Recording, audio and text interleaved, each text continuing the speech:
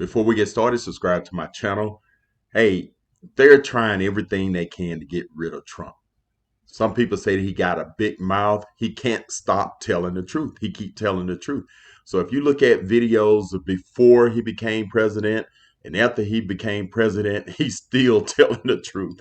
So I'm going to play you some of this and just look back at some of the stuff he said. And you tell me if it's the truth or not. So they're going to put those 34 counts of felonies. They're going to try everything to get rid. They're not going to stop. They can't stop. So check this out. But you also recently said that the Middle East would be better off with Gaddafi, Saddam Hussein, and Assad in power. How does... I didn't say Assad, but we certainly have not gained anything with Gaddafi. And you look at what happened. I mean, look at Libya. Look at Iraq. Iraq used to be no terrorists. He would kill the terrorists immediately. It was like, now it's the Harvard of terrorism. Iraq. If you look at Iraq from years ago, I'm not saying he was a nice guy. He was a horrible guy. But it was a lot better than it is right now. Right now, Iraq is a training ground for terrorists. Right now, Libya, nobody even knows Libya. Frankly, there is no Iraq and there is no Libya. It's all broken up. They have no control. Nobody knows what's going on. The world would be better off with Saddam Hussein 100%. And Gaddafi in power? 100%. Now, as far as Assad is concerned. What about the human rights abuses? Let's talk about, well, you don't think they're happening now? They're worse now than they ever were. People are getting their heads chopped off. They're being drowned. Right now, they're far worse than they were ever under Saddam Hussein or Gaddafi. I mean, look what happened. Libya is a catastrophe. You look at our ambassador as an example, okay? Libya is a disaster. Iraq is a disaster.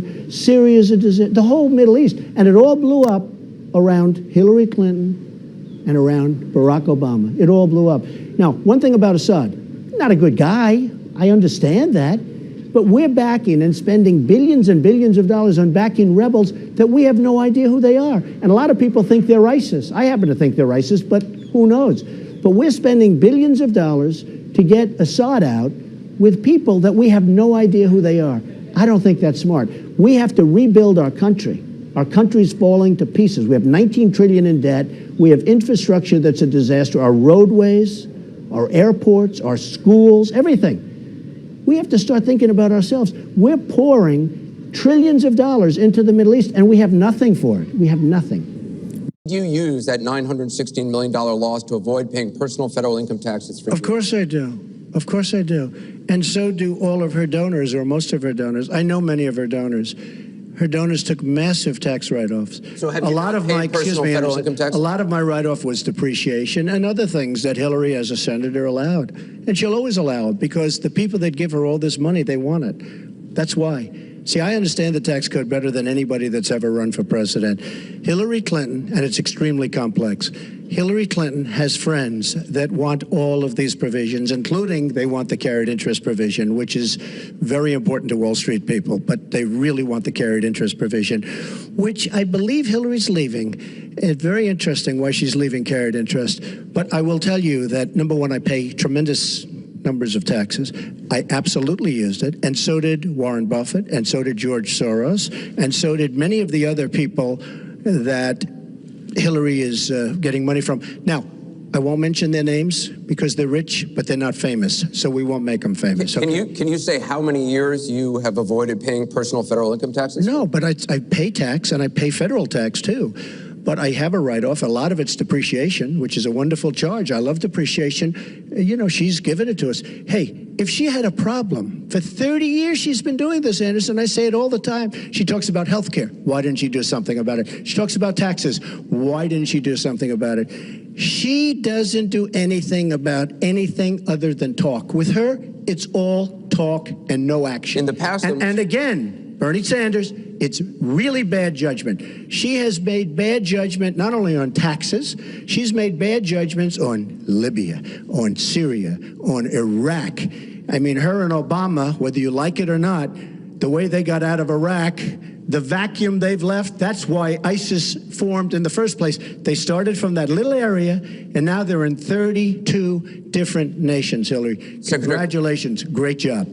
The war in Iraq, we spent $2 trillion, thousands of lives. We don't even have it. Iran is taking over Iraq with the second largest oil reserves in the world.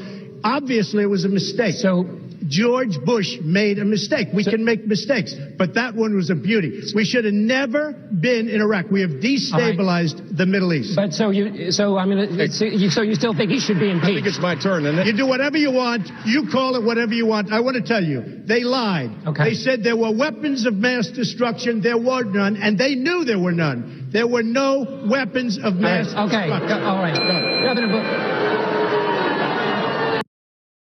I want to thank the president for the job they've done. Again, this has been thousands of years in the process between borders, between these countries and other countries that we're involved with 7,000 miles away. So we want to worry about our things. We're keeping the oil. We have the oil. The oil is secure. We left troops behind only for the oil. And I have to just finish by saying that the president and I we've been very good friends. We've been friends for a long time, almost from day one. And we understand each other's country. We understand where we're coming from. I understand the problems that they've had, including many people from Turkey being killed in the area that we're talking about. And he has to do something about that also. It's not a one-way street. So I just want to say it's a great honor to have you both, and thank you very much. Thank you. Thank you. Do you respect Putin? I do respect him. Do you? Why? Well, I respect a lot of people, but that doesn't mean I'm going to get along with him. He's a leader of his country. I say it's better to get along with Russia than not. And if Russia helps us in the fight against ISIS, which is a major fight, and Islamic terrorism all over the world, right? Major fight, that's a good thing. Will I get along with him? I have no idea. He's a killer, though. Putin's a killer. A lot of killers. We got a lot of killers. Why, you think our country's so innocent?